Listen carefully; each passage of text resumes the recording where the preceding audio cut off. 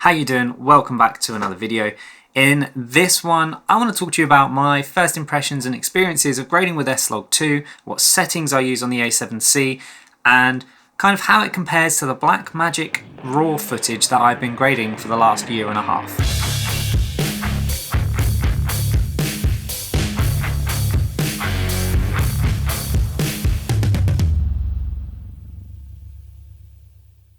Okay, so up until very recently, I have been using the Blackmagic for all of my YouTube videos, and it's brilliant, it's perfect, but sometimes I wanted to kind of get an angle like this, and when I have the Blackmagic kitted out, rigged out, it's actually a bit of a faff to set up the talking headshot like we've got here. So I started using the A7C, and although I bought this camera primarily for video and for vlogging, I also kind of wanted to explore its video features. Being based off the A7 III, I knew it had kind of a good hybrid prowess about it, and I kind of wanted to explore that. So I took to YouTube, as pretty much everyone does, as you have probably done if you're seeing this video, and I had a look for what the best settings were for the A7 III, because at the end of the day these cameras are practically identical, the A7C having just that slight improvement on kind of like the color that you get from the A7S III versus the old A7 III where it had like slight issues with color. So when I took to YouTube and I searched those, I did find a really good video actually from Dunner,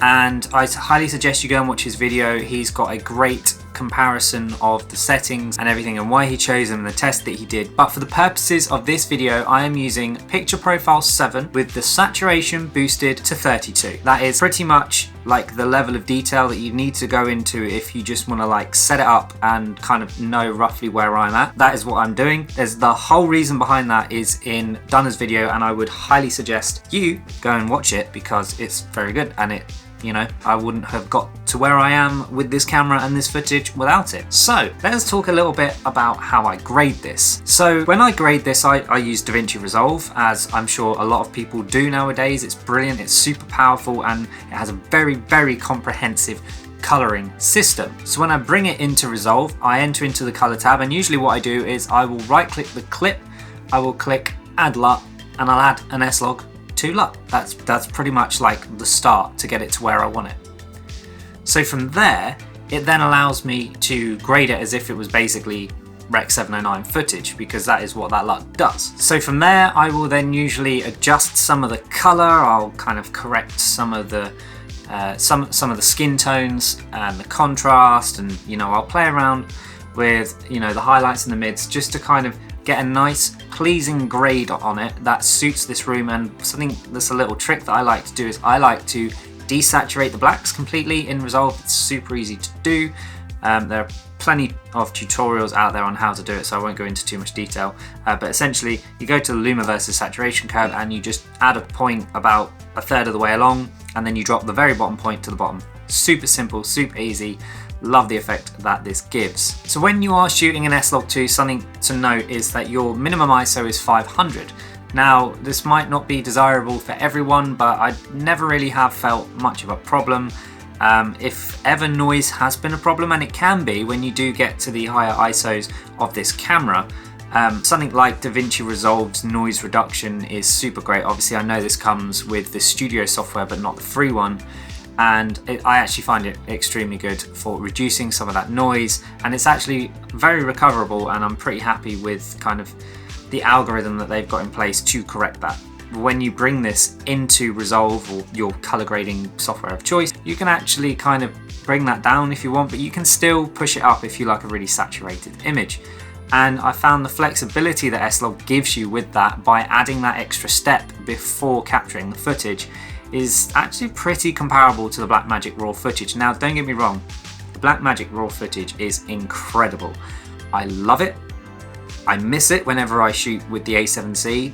I love the A7C, but the Blackmagic RAW footage is just, oh, it's so good. It's chef's kiss. But I've got to say, they are pretty comparable, and I have had good success in matching the A7C to the Blackmagic RAW footage across a couple of the projects that I've used both cameras with. So I record pretty much everything at 24p 100 megabits a second bitrate. I do change that if I want to go into slow-mo, obviously drop down to HD 120 rather than 4K 24, and yeah, I'll be honest, like when you do drop down, the codec does suffer from kind of a lower bit rate than the Blackmagic, but I mean, it's still really, really good. Like I found that highlight recovery is pretty decent on the A7C. I found that you can retain a lot of the details in the shadows, and to be honest, like if this was your only camera, you could do a lot of really good work on something like the A7 III or the A7C in terms of video with this kind of S-Log2 setup. And in my opinion, from what I've tried, S-Log2, S-Log3 profiles, like they all kind of fall short of this current setup. And I think for people who make, I guess, more heavily graded videos, this actually gives you probably the most flexibility. Now, like I say, I've been shooting with S-Log2 for a couple of months now, so my experience with shooting this footage is still very, very new, and I'm taking a lot of advice on board from other people, YouTubers, creators, other professionals in the industry, and you know, I'm adapting what I do to kind of suit their recommendations based on, you know, any mistakes that I make. So going forward, you know, I might release another video in a few months' time that kind of gives an updated thought process. I might have changed my settings. I might have found actually there's a good way around some of the Cine profiles. There's a good way around the S-Log3 maybe. So I don't know, this isn't necessarily to say that S-Log2 is the be-all and the end-all of Sony video recording footage, but for now, I mean, this is definitely the best thing that I've found. So if you want to know how I get on with this, don't forget to like, subscribe, like the bell to stay up to date for whenever I release a new video.